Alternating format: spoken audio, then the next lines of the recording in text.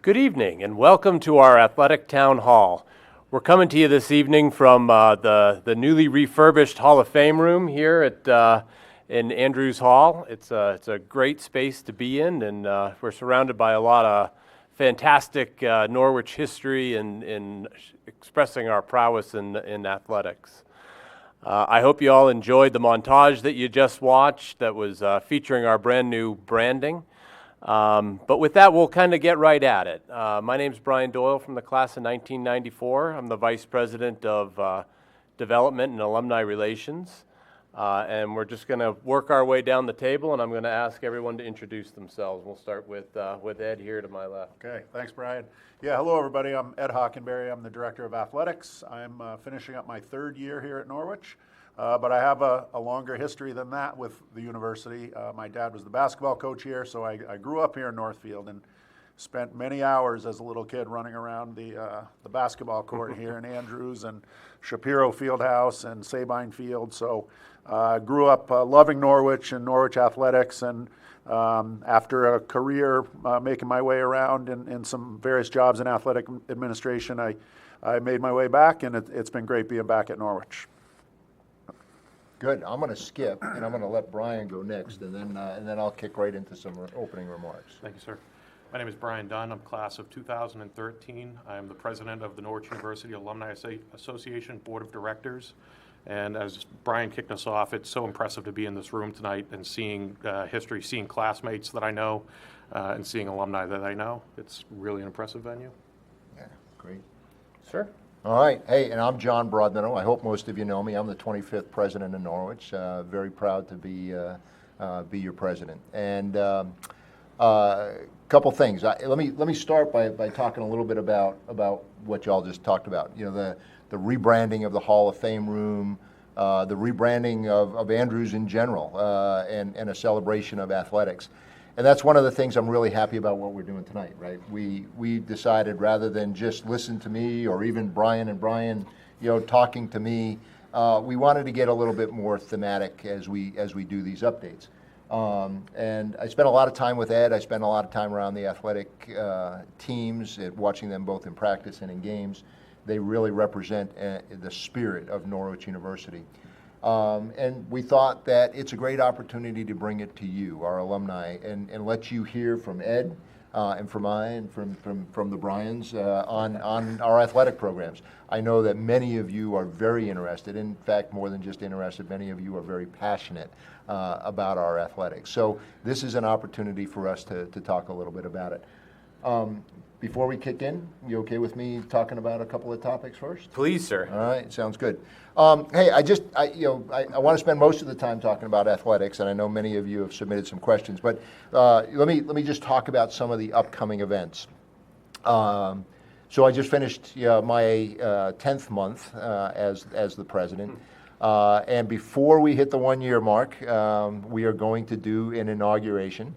On the 24th of April, we'll hold an inauguration formally inducting me as the president. I'm looking forward to that.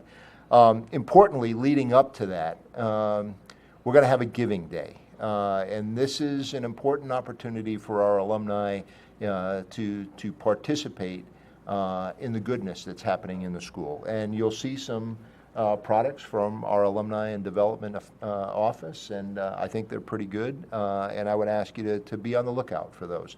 I don't know if I should throw out about how well our sister schools did in their last giving day. I won't mention 2,025 donors to one of our sister colleges, but Brian's going to challenge you on that, and so I'd ask you to be on the lookout for that. Importantly, though, after the inauguration, we're going to go right into a Board of Trustees meeting. And this is more than your normal Board of Trustees meeting because it's going to be pretty packed with a lot of things that are very important to the school. Some of them you'll hear about right away, and others will have a longer-term impact. Most importantly, and for me, especially a little bit bittersweet, is we're going to say a farewell to our chair of the board, Alan DeForest. Alan's been the chair for over 9 years. He's been a member of the Board of Trustees, was actually in Brian's job before then. Alan has given an awful lot of his time, talent, and treasure to our school. and this will be his last meeting as our chairman. And personally, I will miss him an awful lot. But we're very happy and pleased to be welcoming in Mr. Al Gobay as our new chair. Many of you know Al. You've probably seen the press releases that have gone out on it, and we'll be very happy to see Al take the reins as our new chair of the Board of Trustees. A couple very important things that are going to happen during this meeting besides our normal board minutes where, this is the month where we approve the budget and the rest. We'll be taking a look at the strategy that we're going to put out. I won't talk a lot about it now. We'll probably have a town hall coming up here soon after I have an opportunity to talk with the Board of Trustees and get their approval of the strategy. But we are thinking out about 3 to 4 years, keeping it a definitive short-term strategy in light of all that's going on. And I'll talk to you more at another town hall later. Additionally, we're updating our bylaws. Now, most of you probably have never heard of, and I really doubt any of you have actually read the bylaws for the university. But they are legally how we govern the university. So for those of you that are truly interested in how is the school doing, you will see when the Board of Trustees finishes these bylaws up and approves them in April, you'll see a very professional product that really is state-of-the-art governance for a university. We take this very, very seriously. And it's a product that you can be very proud of how hard your Board of Trustees is working. The last thing that I think I'll talk about, we just hired a new dean for our College of Arts and Sciences. Dr. Marvin Lunetsky is our new dean, and we're very excited to have him on board. I had an opportunity to do a Teams call with him after Dr. Gaines, our provost, hired him, and I'm very excited to have him on board. Again, the press releases are out there. Please read about his background, and you'll find that we're bringing a true professional on board our team. So with that, Brian, I'm going to turn it back over to you, and let's talk sports. All right, sir, thank you. Great update. So, Ed, I'm not gonna pull any punches. We're gonna come right to you. Sure. We had 2 big announcements last week regarding our hockey program. Can you give us some insight into how that went down? Sure, yeah, and I'm glad to have the opportunity because there's been a lot of talk about this, right? Both Cam Ellsworth and Sophie Leclaire Doherty stepped down, and it was on the same day. And I recognize that raises a lot of questions. It's not the best look for Norwich, but I just want to reassure everybody they stepped down. It was their decision. They made their decision separately. It wasn't anything that myself, the department, the university encouraged. We were very happy with Cam and Sophie and happy with our hockey programs. They both made their own decisions for their own personal reasons, personal and family reasons. So, we're happy for them and their decision to move on and pursue other things, and we wish them well. I really do want to thank them in front of everybody. I think, we've had amazing coaches. Sophie was here for 6 years and Cam was here for 7, and their records, their win-loss records were very impressive. But also behind the scenes, what they did in recruiting young men and women of character and integrity who excelled in the classroom and were great in the community, just wonderful people who represented the Norwich the right way. So we're definitely sorry to see them go. And another thing about the announcement and when it came, both Cam and Sophie were interested in helping us move forward the best way possible. And part of that is allowing us to proceed with a hiring process for the new coach. And the sooner you do that, the better you position yourself to get a good candidate pool and hire the strongest coach we can. So before, and I want to ask you some more about the process and what we got coming down. But before we get there, we did have some questions, again, about the announcements. Yep. Brian, can I interrupt just one second? Because I just want to add one thing. You really painted a great picture about Cam and Sophie, and you talked about great win-loss records. They were really dedicated to hockey. They recruited good players. But I just want to add one personal observation, that they really built a deep spirit among their players. I would tell you that my sense is both of those coaches were highly respected by their players. The spirit around those teams was tremendous, and I credit both of them for building not just good hockey teams, but really a sense of their sense of leadership really formed a tight bond there. I think you'd agree with that. Yeah, and I really should have said something about that. No, I appreciate you we've adding talked it. a lot about it. And we talk about culture in sports. What's the culture like on your team and in your locker room? And these two teams are the model of what we want a good culture to be about. It's certainly a winning culture, that's part of it, but it's a culture that's built with input from the student athletes and in an atmosphere where they know their coaches care about them. They care about them as hockey players, but they care about them as students and as family members, and they build a sense of unity and pride and positivity around their programs. And few coaches have I ever seen that did it better than Cam and Sophie. So a couple other questions that came in with regard to the announcement. We know that there are some challenges that we have to overcome, and I know that none of these were factors in it, but I'm just wondering if you could address some of the ones around financial aid and recruiting hockey players. Sure, yeah, we get a lot of questions about that. So, Norwich obviously has a tremendous tradition in hockey. We have 4 national championships on the men's side, 2 on the women's side. We're nationally competitive every year. We set the bar in the Division III hockey landscape, and we have for many years. And every school has its own individual challenges, and Norwich is not unique in that. And some of our challenges in recent years, the university has been making some difficult decisions around the finances of the university, and that has impacted financial aid. So when we go out and recruit, we're still recruiting great athletes, and our financial aid office does a great job, and we have a good relationship with admissions. We're really doing the best we can with it, but some schools are beating us at times on packages. Other schools that are highly competitive in the world of college hockey, they're offering great packages. So, it's a competitive landscape out there. There's more D3 hockey teams now than there used to be. So the landscape has broadened, and there's more schools that are really investing in hockey, and it's just become more challenging to compete. So we, in the last couple years, and really since General Broadmeadow and I had our first conversation about hockey, I knew that it was important to him that we be successful in ice hockey. So that has translated into some great conversations, not only with the president, but with my colleagues on the cabinet in financial aid and in admissions. And things are really going in a good direction. And that's what I've been, as I've talked to some of our candidates for the head coaching jobs, that's what I've talked to them about, that I think this remains a great place to coach hockey, and we're going to do well with the ability to bring in great players. And we have great players now. We have been bringing in great players. I don't want to diminish that, but we're going to be competitive in recruiting. Does the military lifestyle here present challenges in that? Not specific to hockey. I wouldn't say so. I mean, honestly, I'll talk a bit more later about our ratio of corps to civilian across the department. But in hockey, we have 1 corps student on the men's team right now. So the military lifestyle doesn't present challenges. That's another thing I am talking to candidates about.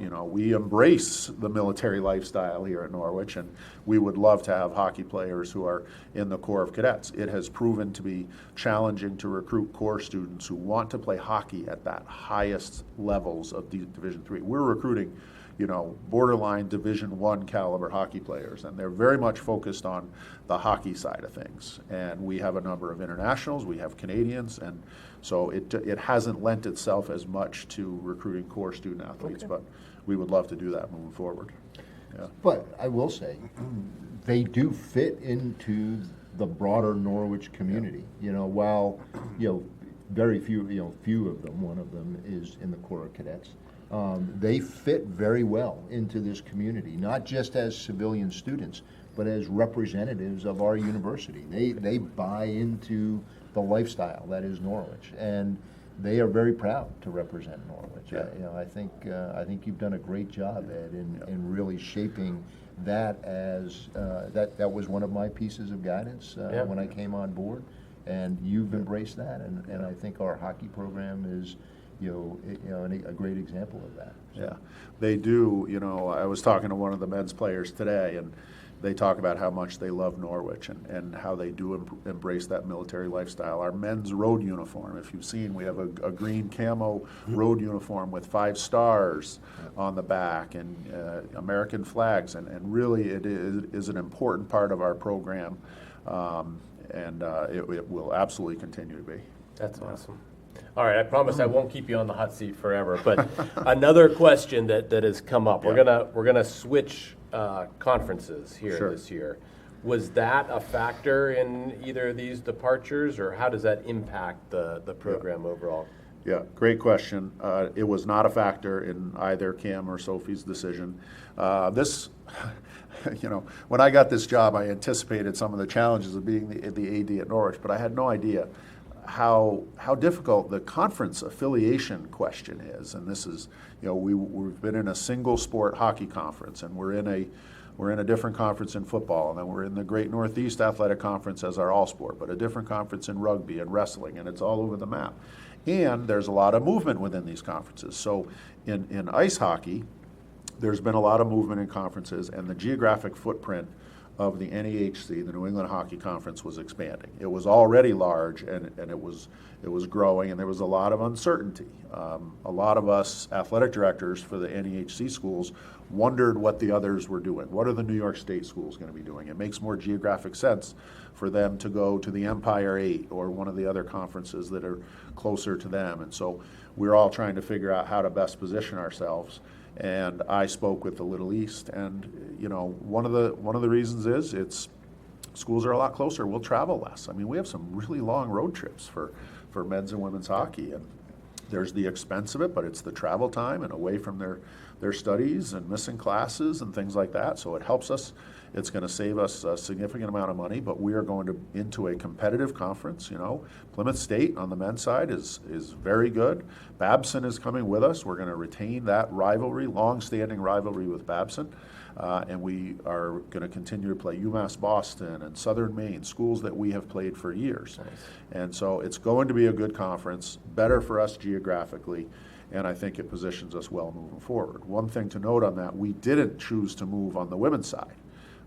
And what happened is when the men's situation unfolded, the NEHC collapsed. It folded on both the men's and women's side. So that forced our hand, and that's why we moved on the women's side. But Nice. we're glad to be joining the Little East Conference next year.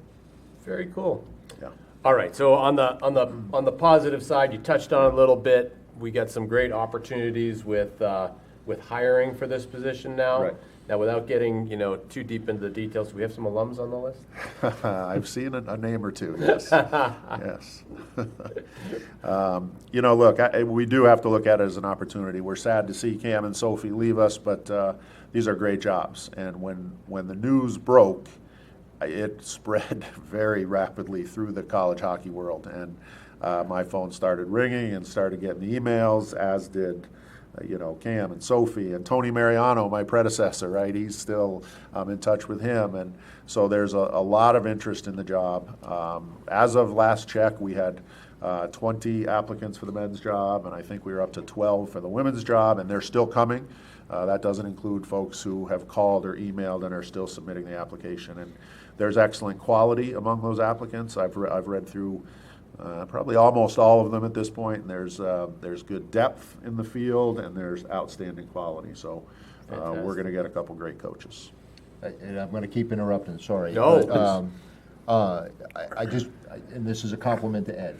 So as soon as this started unfolding, and Ed started to understand where we were going to be with both coaches, he had already stepped out on a plan to ensure that we were going to get high caliber coaches. And I'm saying this in front of you. This isn't to embarrass Ed or anything else. It is to give you a sense that our athletic director really knows what he's doing here in this regard. The plan that he had laid out right from the get-go on this was well thought out. He solicited a lot of opinions from folks on this, both through our alumni network as well as through athletics, through college hockey programs on the best way to go about doing this. And I'll just say it, Ed, you've given me a lot of confidence that we're stepping down a very good path toward getting quality coaches to replace the quality coaches that are moving on. Well, thank you, sir. I wonder what the fall and spring coaches are thinking of what I've been doing for the last week, because it's been kind of all-consuming, but we got a great department, so Yeah, well, That's awesome. you've done a great job in Thank shaping this so I far. appreciate that. Don't screw it up. No pressure. All right, I'm going to pop it over to Brian. Okay. Thanks, Brian. So we've spoken a little bit about the teams, but something incredibly important to our athletic program is the facilities in which they play. So we've got a handful of questions in from alumni who are interested in updates for the planned facility revamps and improvements that we've made, and I'll just go ahead and march through them. Sure. But I'm going to kick it off to you, sir. Biggest one that's on many alumni minds is the rugby pitch. Partnership with the town, FEMA assistance, things that we've touched on during previous town halls. But being that it's, towards the end of the spring semester, wasn't sure if there was any update on that. Yeah, sure. No, I'm glad you asked about it, Brian. So rugby is another one of those sports that just has this massive following here at Norwich, and rightfully so. It's brought a great reputation to our school. For those of you that don't know, our rugby pitch has suffered from 2 floods here over the last 8 years, I think, and we've lost it both times. We put a lot of money into repairing it after the first flood, and unfortunately, I think it was 2 years ago now, another flood came through and dropped a lot of debris onto the field. Essentially, took all the topsoil off, and the field was decimated. We've been playing on what's called the graveyard pitch. For those of you that haven't been around, the back side of Norwich on the other side of the railroad tracks, where our women's softball field is, we've got a great field back over there that we use as our practice rugby pitch occasionally, and we've been playing our games out there. And it's adequate, but it's a ways away from the rugby clubhouse, and I know for our Scrum alum, having that clubhouse that they've invested in next to the pitch was important. So, where are we? First off, we've got an application in with FEMA. I will say that the first, I'll get the terminology wrong, but the spirit is there. FEMA denied essentially our first request. We went back, got some great advice from some alum who did a lot of pro bono work with us to craft an appeal to that, and that appeal has gone forward. I'll also give credit to the Vermont congressional and senatorial delegations that they put their backing behind it as well. So we do appreciate their support in our reclama to FEMA. That's still outstanding. So we'll see whether or not we get some FEMA money to help us repair the field. Regardless, we're taking steps to begin to mitigate future flood damage.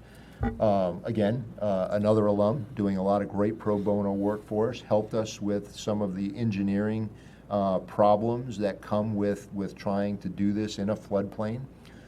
Actually worked with many of our students and our professors and came up with a plan that will help not prevent the flooding. I mean, the bottom line is this field is in a floodplain and it's going to continue to flood, but there are things that we can do to mitigate that flooding.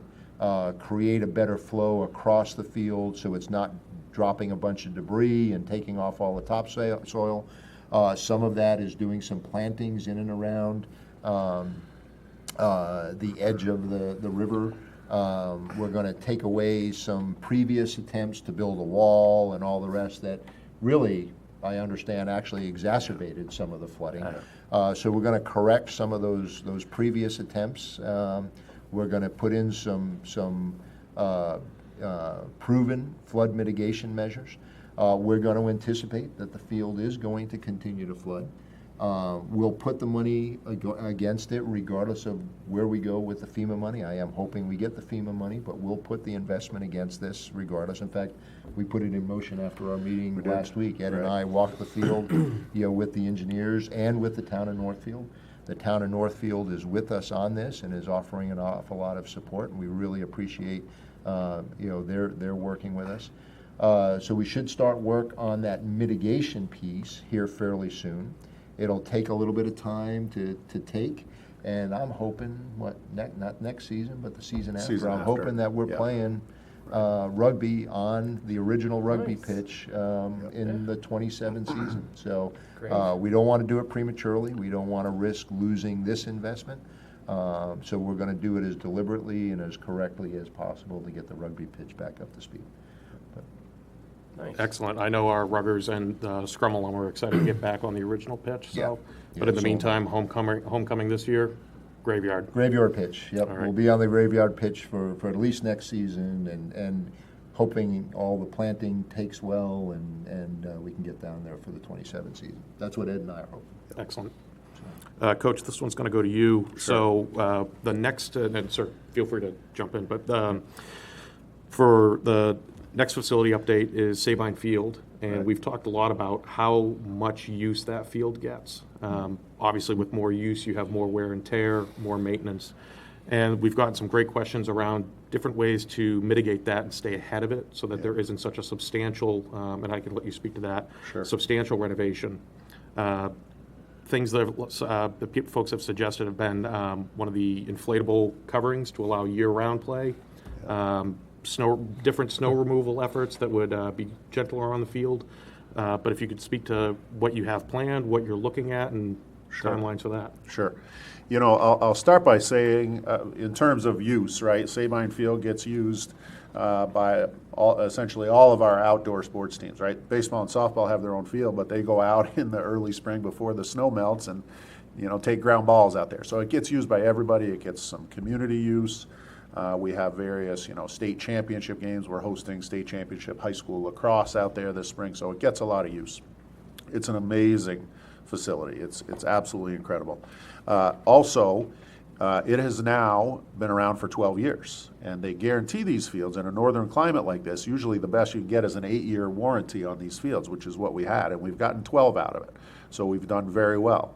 I want to thank actually our facilities operations team, you know, Bijan Yazada, the VP for facilities, and his staff, Sean Allen, who works on the field. They're amazing, and they take great care of Sabine, which has helped extend its life.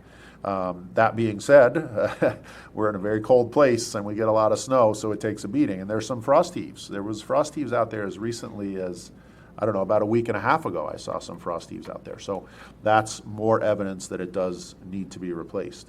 In terms of snow removal, I did see the question on that, and we do remove the snow. So basically, when we finish the fall season, if it snows a little bit, our spring teams really haven't kicked into gear yet, so we'll let the snow sit for a little bit. But as soon as we come back in January, we plow the field, and we plow it constantly, and our lacrosse teams really need to get out there to practice. So again, with the help of facilities team, we do plow the field, and we play out there. We played lacrosse games in February. I was out there breaking up ice on that field myself the day of a lacrosse game that we were playing at home.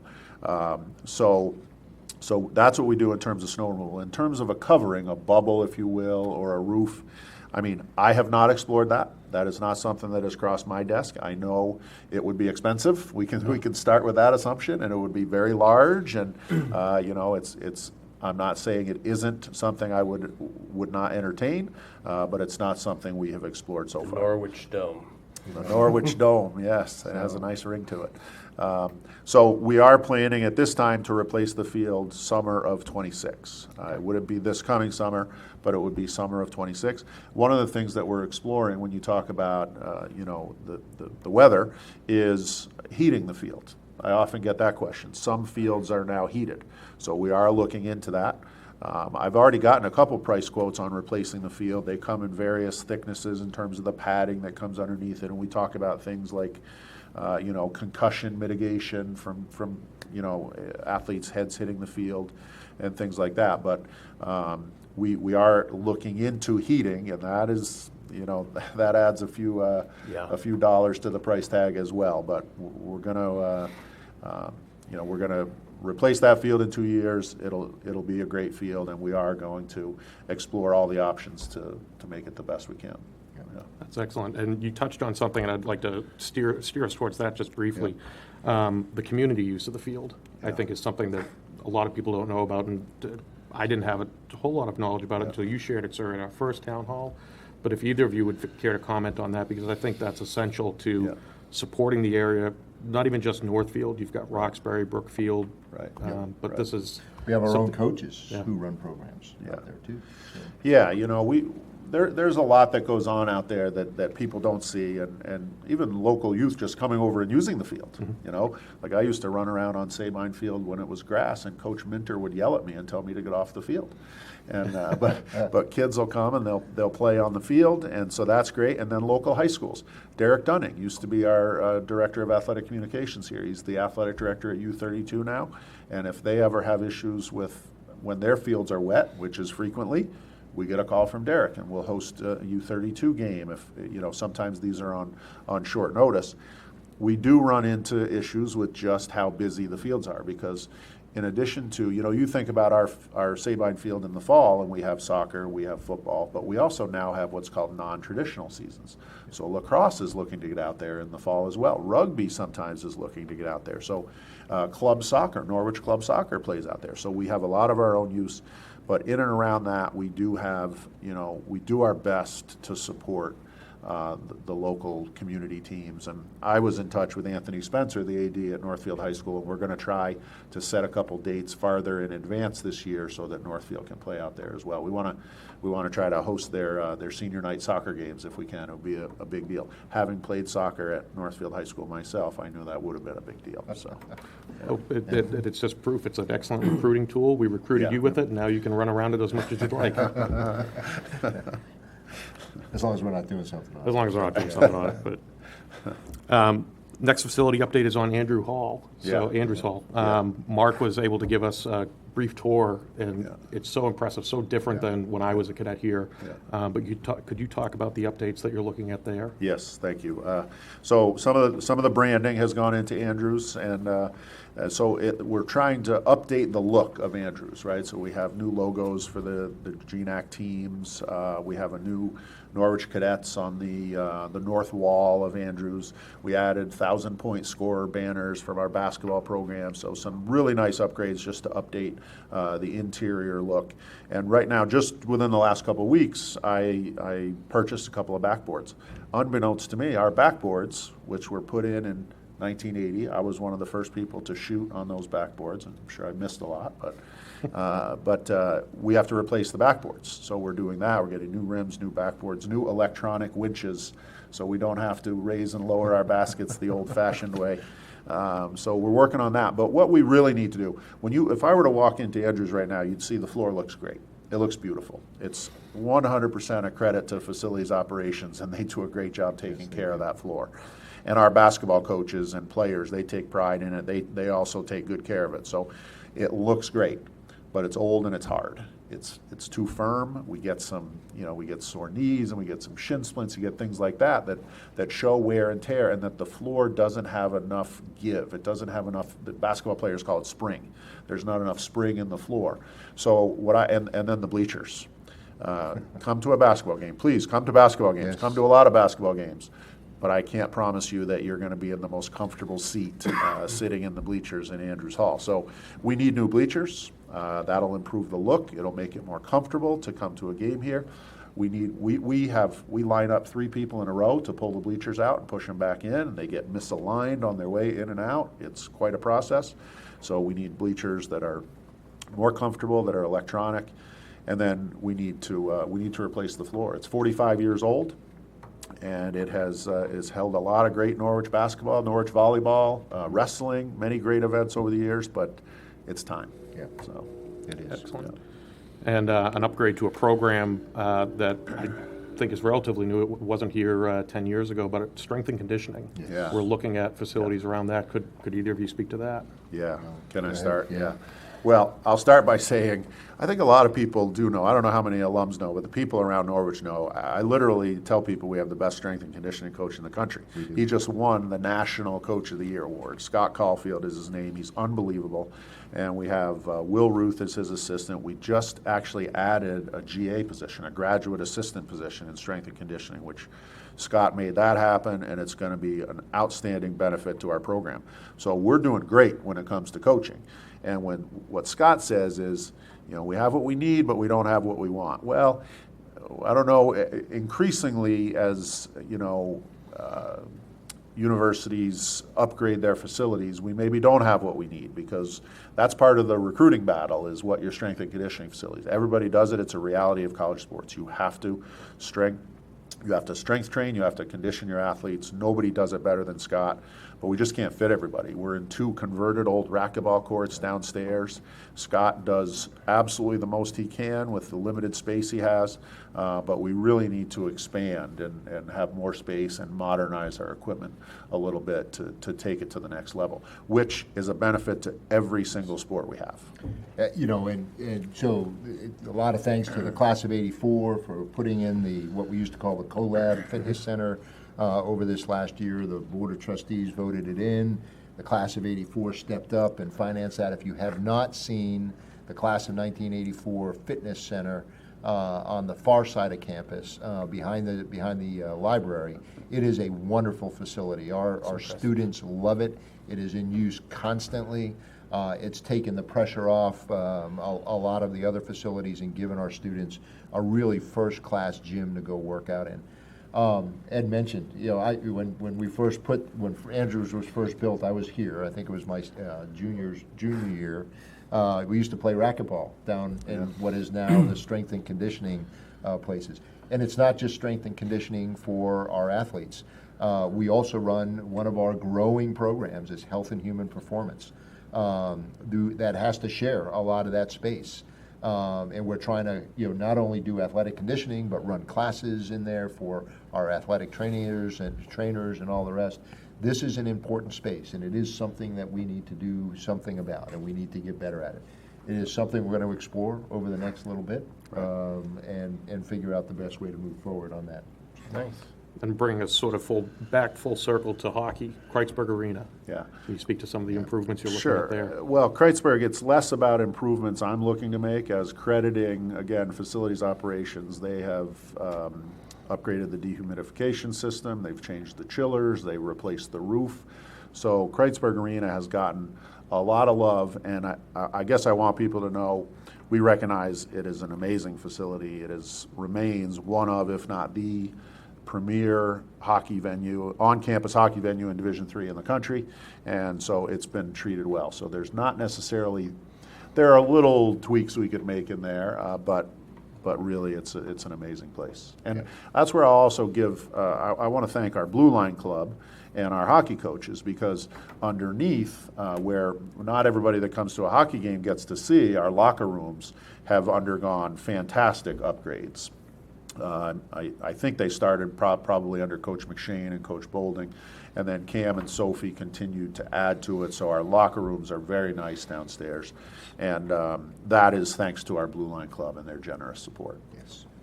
That's excellent.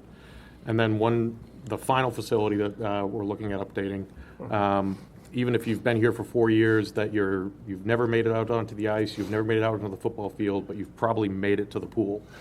So this is I think it's certainly the original pool, but it's probably the only pool we've ever had. Yeah. So if you could speak to that. Yeah, Goodyear Pool is fantastic. And for those who don't know, our swimming and diving teams have won the last 3 conference championships. It's one of our premier programs. They are unbelievable. Coach Jen Conoyer is an incredible coach, wonderful program, and it's still the same pool. I mean, that's where I took swimming lessons, like in the early '80s. Like it's still the same pool. So it needs some TLC. I'm not necessarily talking about building a new pool, but we have to take a look at it. You have to regrout your pool after some time. You have to replace some tiles. There's some things we have to do in terms of some more extensive maintenance other than just the normal day-to-day. Again, FACOPS does a great job, but we have some more extensive maintenance needs in the pool that we have to address. From a community standpoint as well, one of the, unfortunately, we weren't able to open up the pool to the community this past summer. And I get a lot of questions about that. Hey, are you going to be able to do that again? One of the things about Norwich being a good neighbor, being part of Northfield, being part of Central Vermont, is our willingness to open up our facilities, particularly our athletic facilities. to our local neighbors. And unfortunately, we weren't able to do that with the pool this year. So I would like to see us get back to where we can do that, open it for broader community use in the off season. We need lifeguards if there's any lifeguards Yeah, out there. lifeguards in the are hard to local area. get, That's I been think, the thing that has most prevented us when there are times Right. we can't open it, it's because we Right. can't staff it with a lifeguard, so, yeah. But, I just want to reiterate the fact Yeah. that our swimming program, Yeah. it is truly Yeah. an outstanding Yeah. program. And, to go down and watch them swim, that team is just fantastic. Yeah. They really are. Yeah, they're amazing. So, exactly what you want out of it. Yeah. All right, we're gonna switch gears here a little bit. We're gonna go into more of a general athletic update at this point. So, I gotta say, back in January, I heard you talk to the Board of Trustees, and you gave just a great summation of some fantastic stats related to GPAs and retention. And Sure. I was just hoping maybe you could reiterate some of that for the larger group here tonight. Yep, I don't have all of them memorized. Lots to be but proud I'll of, give yeah. I'll give you some of the ones I do have memorized. So, and some questions I get, core to civilian ratio. So the ratio on last year's athletic teams, we were 51% core, 49% civilian. And then obviously within that, there's different, swimming and diving, in fact, is very high core percentage. Wrestling is very high core percentage. Hockey is not, right? So there's some variation within the demographics of each team, but overall we're 51% core. And within that, we are our male student athletes, we are 53% core, 47% civilian, and our women are 47% core and 53% civilian. So that's a question we get. Our coaches really do recruit the core. They do the best they can with that. We work with our ROTC programs on recruiting candidates for ROTC scholarships. We love getting qualified core students who have that great Norwich experience of being a student, an athlete, and a member of the core. It's challenging, but it really, the outcomes speak for themselves. So another stat is GPA. Our coaches are wonderful in terms of emphasizing the priority of academics. We don't turn out a lot of professional athletes, as do most, most Division III institutions do not athletically. Education is without question the most important thing. We emphasize that from the start. Our overall GPA last year was just under a 3.2. Wow. Which we're very proud of. Anytime you get that mark over a 3.0, you're doing something pretty well. And, highlighted by a few teams and the hockey teams. I mentioned earlier Cam and Sophie, and the women's hockey team was around a 3.6 and the men's was around a 3.5 last year. So, we're very proud of how all of our athletes do academically. And that's a little higher than our non-student athlete GPA. The athletes are a little higher. Let me just put that in a little bit of a broader context too, about academics writ large. That's why you come to school. That's why we want students here at Norwich. Ultimately, you get a Norwich education by doing well academically. We spend a lot of time talking about student success. And we have the Commandant of Cadets and the folks that work in the Commandant's office that work with the Corps. We have folks that work with the Dean of Students to make sure that our civilian students are kind of being watched after. But it's really the synergy between our athletic program and our academic program, our coaches working with our professors, with our advisors, that really gives this tight bond of success. I didn't understand it as much before I came here, but having now watched it throughout this year, the bolstering of academic success by our coaches, by the entire athletic department, is something that this school can be very proud of, because I don't think you see that in many places. And it is essential for many of our students, and they thrive because they have multiple elements of the Norwich community embracing them and helping them strive toward academic success. Yeah. And huge kudos to our academic department Nice. because of that. And there's a lot that goes on with that behind the scenes too in athletics. We don't have, like, when I worked at UVM prior to coming to Norwich, we had 3 full-time academic advisors who worked with the different teams. We do not have that here. we have an athletics academic advocate. Bailey Annis, Norwich alum, is our women's rugby coach, and she's our athletics academic advocate. She works with the coaches, she works with any athletes. We get what's called flags on any students that may be struggling, so we try to catch it early and encourage them to take advantage of the various ways that you can get academic support on campus. So we do try hard to help the athletes all the way through. Most of them are just great students. They're doing their work. They're working hard, and then when they need some help, we try to be there for them. So. I sat on my first CARE board. I don't know if you've had a chance to I've sit been on that. Yep.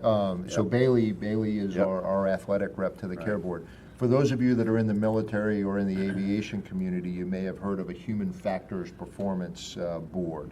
And a lot of aviation companies, military units have adopted this as a way to look holistically at the success of whether it's pilots or soldiers, sailors, or airmen, Marines. It's this holistic effort to come together and discuss, in our case, students that are being challenged in various areas. And it's led primarily by our dean of students. It has a lot of our professors and a very heavy academic focus, but one of the key components is athletics. Right. And Bailey's participation in that really does help an awful lot in identifying those students that could really use some help, and then getting them the help that they need. Right. We do have a first-class program that I compare very much to programs that I saw in the Marine Corps at the high end. So. And that leads us nicely to the last thing I wanted to ask you about, and that's the retention rate amongst athletes. How's that going? Yeah, we retain well. Norwich, listen, for years, that's been an ongoing issue at Norwich, right? Norwich is hard. The Corps of Cadets is hard. So retaining students, whether they're Corps members, civilians, athletes, is a point of emphasis. It really has been since I got here. So fortunately for us, there's a built-in support system when you come to Norwich and you're on a team. If you're on a fall sport team, boom, right there you have before classes start, before Rook Week, you're on a team and you meet your coaches and you meet your teammates, you meet your upperclassmen teammates who can help you navigate things. So there's a built-in support system by being on a team, which I think helps with retention. And we do retain on the men's side. We're retaining at about I think it's about 6 or 7% higher than non-athletes, and on the women's side, it's about 5% higher. So our retention numbers are strong in athletics. That's great. Yeah. Okay, so for those of you, you may have missed it, but we're going to highlight it here tonight. There was a press release that came out about women's wrestling, and I want to read that here before we get into it and talk about what that means for the school. Norwich University is excited to announce the addition of women's wrestling to our varsity sports roster, making us the first senior military college or federal service academy to take this step. This significant milestone embodies our ongoing dedication to fostering opportunities for all students to compete at the highest levels. What was behind this, and what's it going to do for us? Okay, what was behind it? It's the fastest growing sport in the NCAA. It's fast growing at the college level and at the high school level, so it's a booming sport across the country. And I'm always looking for is the best thing to do for the students at Norwich and in terms of athletics. What opportunities can we provide in athletics that meet the needs and the interests of students? So we, on our women's rugby team, in fact, had a number of students. Hey, Coach Hockenberry, are we ever going to get wrestling? Like, I wrestled in high school, or I want to do wrestling. And so, just started sensing some interest and then explored it a little further. We had a women's club wrestling team that was led by Connor Keating. Connor is our assistant men's wrestling coach and also helps with women's rugby. So he was listening to the students. So I put this together. It's the fastest growing sport. We have interest here at Norwich. It also, I think, wrestling is conducive to female students who are interested in the Corps. That's what we're finding as we go out and start our initial recruiting efforts. Yeah. So we can recruit more students. That's an emphasis here, is trying to bring in more Corps students. So I thought it fit well with that. I think we can be strong in women's wrestling. I want to get in now, sort of on the ground floor. As of last check, there were 92 NCAA women's wrestling programs in the country. That's the latest number, and with 50-ish of those being Division III. So it's a growing sport within Division III. Wow. There are teams within our region that we can compete against. I would love to host a tournament. I want to get a weekend that becomes the traditional, Norwich Open women's wrestling tournament, something like that. I think that would be a great thing to have here. If you've not been to a wrestling match in Plumlee, it's fantastic. We now have all our home matches in Plumlee. We set up the mat on the floor. We have spotlights up above on the track, the elevated track, shining down on the mat. It's a great Thunderdome. It's a great atmosphere. I just checked in with Connor today, and we already have 7 commits to our women's wrestling program for next year. So I'm really excited to add this sport. I think it's going to be great. Yeah, I am too. This is Ed and I had an opportunity to go to the NCAA conference together, and I kept hearing about it. Kept hearing about wrestling. Kept hearing about women's wrestling. It is an incredibly fast-growing sport, and it's going to get a lot of attention. And Ed and the team have put us at the cutting edge of having a quality program. Oh, that's great. Yeah. That's great. All right, turning to football. Sure. And probably one of the biggest questions that I get about football is the live streaming charges that we fell into this last year. Yes. Can you explain some of that for us? I can. It won't take long. We did not decide to charge for the live stream for football. We are part of the NUMAC conference, and the NUMAC entered into an agreement with Flow Sports, and with it comes some requirements for the production that we have to provide. But we don't have a choice. We are a NUMAC member in football, so every NUMAC school, their live stream are now behind a paywall, and that's where it came from. So. We're adding a camera for this year, though, so we're going to increase the user satisfaction. Is that true? It's one of those mandates without resources, right? Yeah. You have to add a camera, but they don't give you the money to pay the person to operate it. We now need a producer who's switching cameras. Yes, I think the production is going to be elevated, but Mark Kolb is our Director of Athletic Communications, and then Ben Zacher and Adam Salish. These guys are awesome, and they work so hard, and they have multiple sports going on, and now, the production will be better, but there'll be a lot of work behind the scenes to make it happen. Cool. Yeah. How about the program next year? Yeah, the program next year. So, first of all, Bill Russell is our head coach, and I want to let everybody know how much I believe in Bill. Last year was a tough year, but what he did last year is he spent the year changing the culture of the program. So behind the scenes, the glimpse behind the curtain, if you will, of the football program was much improved last year. I really thought the work ethic was improved. The togetherness of the players was improved. The culture, we talked about culture, the culture in that locker room got a lot better. And for a team to have the struggles on the scoreboard and in the win-loss record that they had, to fight the way they did to the last down of every single game of that season, was great, and I think it shows signs gives reason for optimism. Bill is a great recruiter. He is recruiting hard. He did last year. He's recruiting hard right now. He's been talking to me about some of the commits he's getting. I think things are going to get better, and I really believe in Bill and what he's doing for the young men in that football program. Sir, I know this is important to you too. I'll echo everything you just said. That. And it's not just Ed and I talking about it. One of the best things about our hockey, I'm sorry, we've been talking a lot about hockey.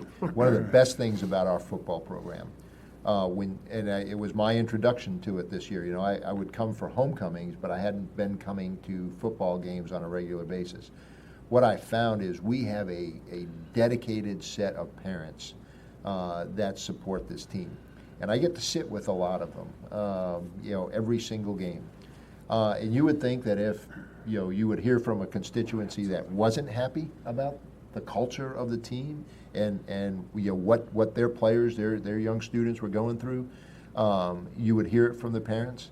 And I continually heard from them how much they loved that team, how much they loved how that team was coached, and the culture that was being built. That's hard. And I don't want to sound like a broken record here, but it is an observation that I have that Bill is a fabulous coach. He is a leader first, developing a culture that is just fabulous. And I hear it continually from people. So Ed's exactly right. And I am proud of our coaches, I'm proud of our players, I'm proud of the parents that come out and support them, our alumni, folks like Gene Ward, who is here at every single game, watching them and continuing to cheer for them. So we've got a good football program. I'm excited about this year. Yeah, and if I could add a couple things real briefly on that. So Shane Letty won the Defender of the Nation last year. Yep. And, That was a great event. It was a great event. The three of us were there, and people need to understand what a big deal that is. That's the first Division III recipient in 11 years, something like that.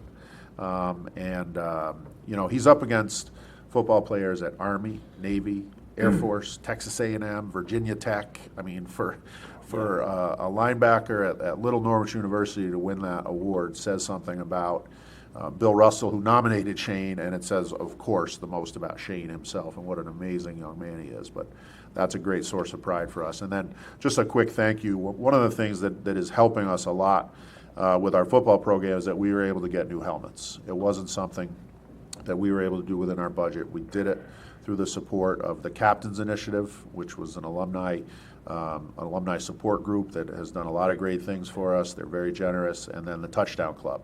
Our Touchdown Club has new leadership, and there's a new energy behind it.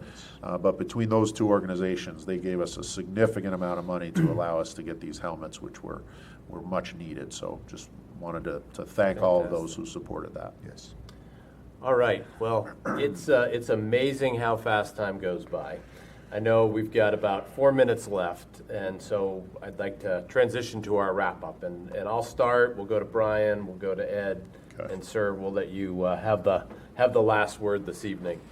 First, very sincere thanks to everybody who's watching and participating, and all of you who submitted questions. It really made the event extra special. Most all of the questions that you've heard were submitted by alumni who sent them in. I will ask your help as we plan our future town halls. You heard General Broadmeadow mention it at the beginning. We want to give these a flavor so that we're not just talking about the same things every time. We got strategy. We could bring the commandant in. We could bring the provost in. We could focus this in different ways. Please send me your comments. Send me your ideas. Let me know what you'd like to hear, and we will act on them.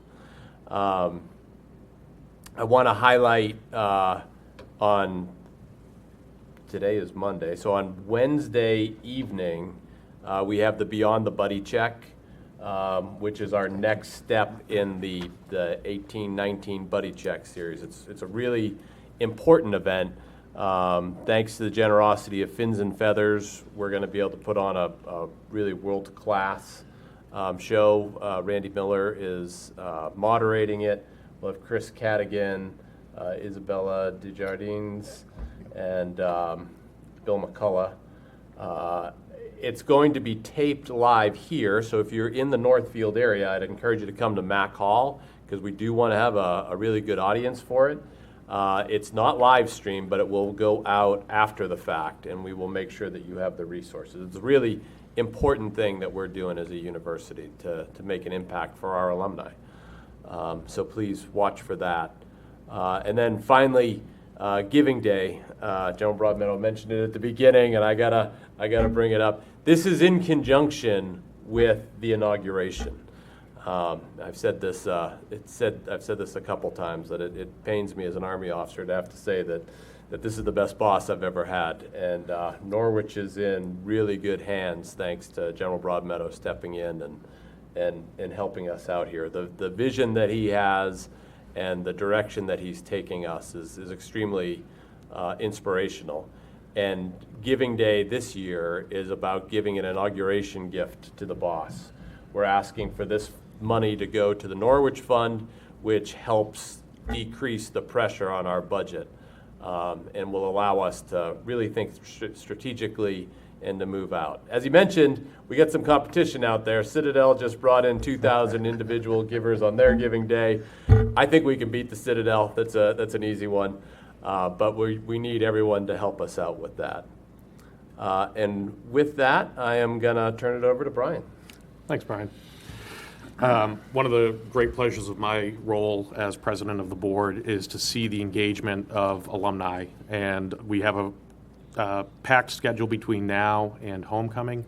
We'll be meeting again in the springtime as a board. We're accepting active applications if you'd like to join. If the board of directors isn't really your flavor, please consider volunteering with the club, attending Norwich events. Again, to reiterate what Brian was saying, Wednesday evening, Beyond the Buddy Check program, we're going to have alumni, parents of students, faculty and staff all presenting, delivering really important perspectives on a very important topic. Additionally, homecoming is already scheduled. Book your condos now. Registration will go live for reunion classes, I believe sometime in May or June, followed by non-reunion classes. So register early, register often, and looking forward to seeing everyone back on the Hill in September. Okay, a couple things. First of all, I'm very happy to report a really amazing thing that happened, which is our baseball and softball fields were ready to be played on last week. We've had outdoor practices here at Norwich in March, which I didn't honestly think I would ever see. But they're both home this week. Wednesday, the weather's looking a little shaky, but softball's scheduled to open up at home on Wednesday. Baseball, we just moved it from Saturday to Friday, actually, due to bad weather coming in on Saturday, but they're opening up at home. We have lacrosse and tennis coming up this weekend, so lots of great sports action here. And something I did forget to mention earlier when we were talking about the live stream, and Mark Kolb will not be happy with me if I forget to mention this, but this year, so far, we've live streamed 135 Norwich athletic events. Wow. 42,000 devices have been used to view these events. 20,000 hours total of viewing time for Norwich live stream events. So that's the behind the scenes on this is it's a lot of work, and I take pride in what we do for our live stream. We have some really good, broadcasters. We add commentary to a lot of our live streams. That's thanks to Ben and Adam and Mark and their efforts. And that, in addition to social media, we really just try to do a good job spreading the word about the great things happening on our teams and among our athletes with Norwich Athletics. And finally, just a thank you to all the alumni, passionate alums, very generous, very helpful. The love for Norwich Athletics is clear, and it's out there, and it's much appreciated. So thank you. I don't have any prepared remarks to wrap it up with, but just a couple of thoughts about other things that go on. So one of the things that Ed and Bill McCullough do together, Bill hosts all the captains of all of our athletic teams over at his quarters, Garrison House, every year. And this is a very impactful event because, you get a leader the quality of Bill McCullough sitting down with the leaders of our athletic teams. And there are great conversations. There's a great synergy that goes on there. And again, it's another thing that crosses all elements of our university. Athletics is fully integrated into everything that we do. It is vitally important to being a member of the Norwich community, whether you're a cadet or a traditional student. Athletics is an essential part of being here at Norwich. Whether you play in a varsity sport, you play in a club sport, we talk about the use of the field. You see students down there all the time just playing, sports and using Sabine and our other fields continuously. Athletics is critical to what we have, and that's why I'm very thankful that we were able to do this today. I'll echo what Brian said. We want to make sure that we're giving you, our alumni, a broad look at everything that we're doing throughout the school. So please let us know. Let Brian know what you would like us to talk about during these. Ed, thanks for what you're doing. You lead a tremendous athletic program. I get to go be the head of the President's Council for the GNAC conference this year. I'm looking forward to that an awful lot, be able to represent Norwich at that level, but also be able to shape our broader conference as well.